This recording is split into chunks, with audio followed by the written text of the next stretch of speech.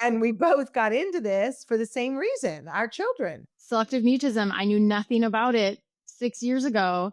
And once I found out about it with our daughter, it's been all forward motion with understanding, helping her, and now helping other people from around the world. It's truly an amazing experience that SM has brought to our family and just be able to help others now. Yeah, no, you and I are both so similar that way. When my Sophie was struggling, she's 30 plus now. So when she was a little girl and struggling, I felt incredibly lost because Hmm. there was just so few people that had a clue at all. And people were just seeing SM so misunderstood. Yep.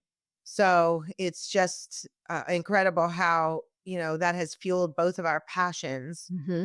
for this field and to help others and to, Yeah. we don't want people to go through what we went through, try to figure things out Right. and things like that. Again, that's another similarity. But, Yeah. one of the things when we saw each other was, hey, let's do a podcast. We instantly connected. I thought this is great. And we both agreed on a really great topic. So our listeners will kind of get a glimpse of, life after SM. Let's talk about it, right? Yeah. Yeah. What made you want to do that topic? Like when you brought that up to me? Yeah. Well, I think there's so much talk about, that journey of overcoming SM. But there's kind of a maybe not quite sure what overcoming really means. And then what happens afterwards? Is it like a light switch? Like, oh, SM is off, life is great. Or what other challenges come up? So I think setting parents up for success when it comes to overcoming what that means is important because I didn't know what that meant, and I still might not know what that means.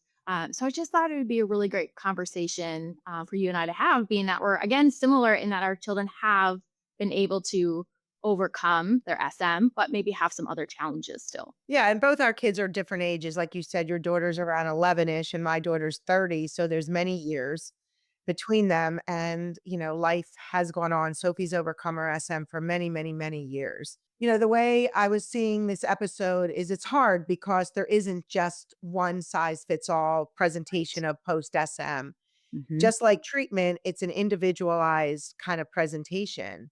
And to me, overcoming SM, and I'm curious as to how you see it, but how I see it is, you can speak. You can speak in every setting. It doesn't necessarily mean that you are confident. It doesn't necessarily mean that you're initiative, elaborative, expressive, and have the best conversation starters, expanders, and things like that. But you can speak. So, given a Hmm. question, you can, you know, answer. And I think that's where we can start is like, what does it look like for different people? Right. And when you thought about it or think about it, and especially having a child that's 11, Hmm. like, what are your thoughts? How do you Yeah. see it as overcoming SM? So I think the first part of it for us, so our daughter was on medication for I think about 3 years. And as we were weaning her off, we just kind of kept watching. Okay, is she still able to answer questions? Is she still able to go to a friend's house and talk to the parents? Can she still do those things? And we were seeing that yes, she could. So it's like, okay, we're off medication and we're kind of tiptoeing through life a little bit. Like, how is the new school year going to go? What kind of accommodations does she still need? Do we still need the IEP versus the 504?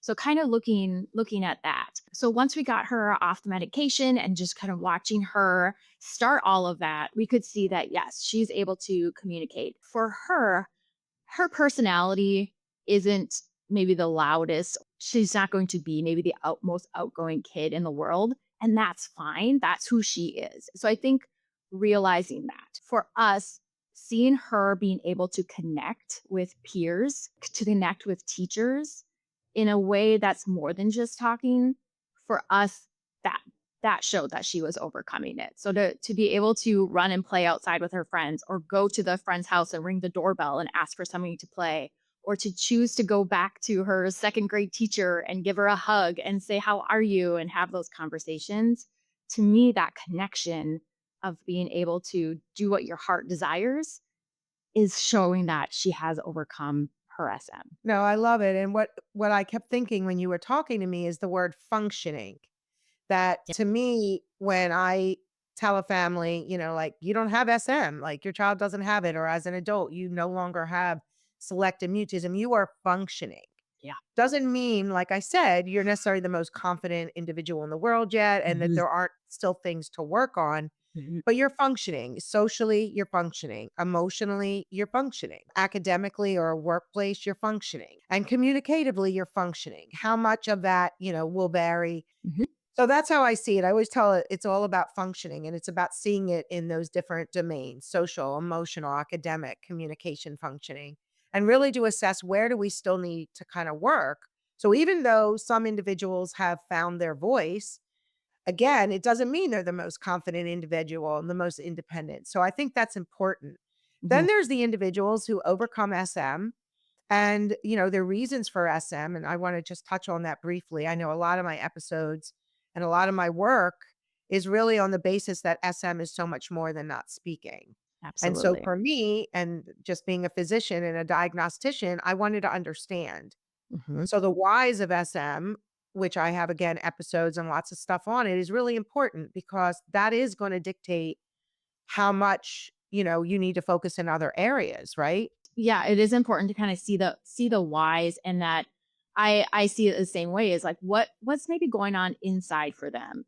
And I think as our kids get older, there's that shift. We're not the just child anymore. We are our own person, and we can see ourselves in comparison to other kids. And so it kind of changes maybe their motivation and their desire to be connected to other people. So as a parent, we kind of have to maybe adjust how we're supporting them and giving them more of their choice on how they want to proceed, what is important to them, and supporting them in that way. Then like, okay, we're going to go and we're going to do this, that, and the other thing. It's, well, what matters to you, and finding their interests and supporting them through that way.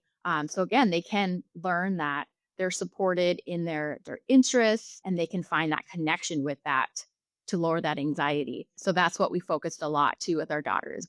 What are your interests? Like, what type of people do you want to be around that can support you and build you up and help you find that confidence that's inside of her?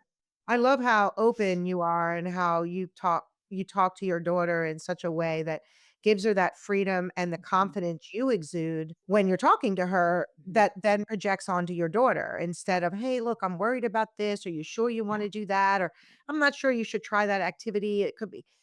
Yeah. It's knowing what our children's limitations are, of course, but also at the same time really nurturing their growth and independence, which only fuels their progress Mhm. and their overall, like, confidence, independence. It's really important. Mhm. So I think it's understanding the whys. So for individuals, when it look what it looks like, I think of someone with very severe expressive language disorder that still struggle with that. They may still go to treatment, but they're able to speak, but they need to work on their elaboration, their initiation, and things like that. So that's Mhm. not, yes, they can speak. They've overcome SM, but they have to have accommodations, interventions, Yep. strategies, coping skills that they know work. And that Mhm. goes the same way with, we see quite a lot of kids, a lot of teens that present to us and adults who the underlying why of, let's say, a learning challenge or a processing difficulty, whether it's auditory processing, whether there's other types of processing difficulties like even ADHD, Mhm. dyslexia, different like processing learning challenges that affect the give, take, back, forth a conversation, deciphering and pulling that out. Too often, I'm not sure if you see it this way, but I certainly do, where everyone focuses on the speaking, but they're kind of not looking at those other reasons as to why is my child not speaking? Right. Yeah.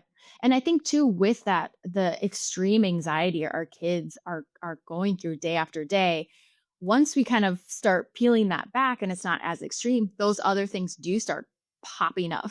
They've always been there, but now the ADHD, those types of things can start showing up more because the anxiety isn't holding them back. And I think as practitioners, knowing that it's not like, okay, we got them talking, hands off, we're done here. It's what's next? What can we help them with next? And as a practitioner, I made that mistake a time. It's like, oh, I could have, there's other avenues we can go down than just the talking aspect. And so it is for any practitioners that are listening, it is, give it some time after they've so called overcome their SM to see what other things do pop up. I know for us, especially, it's separation anxiety.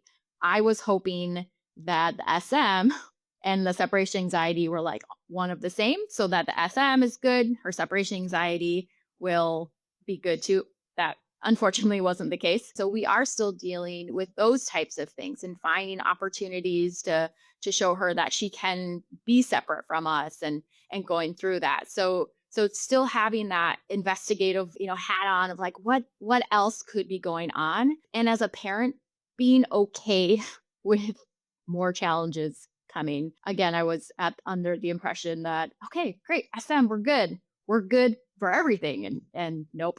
There's still more things, and that's okay. And that's what I've learned is it's okay. I'm still going to support her in whatever she You needs. mentioned she was timid, and, a large percentage of kids with SM have a timid temperament. Many are diagnosed with social anxiety, so that lingering social anxiety doesn't mean it doesn't mean it's gone. Right. It just means that it's hopefully many very much reduced, and their confidence and all the social confidence and their communication is increasing. So, yeah, we may still be dealing with some social anxiety traits.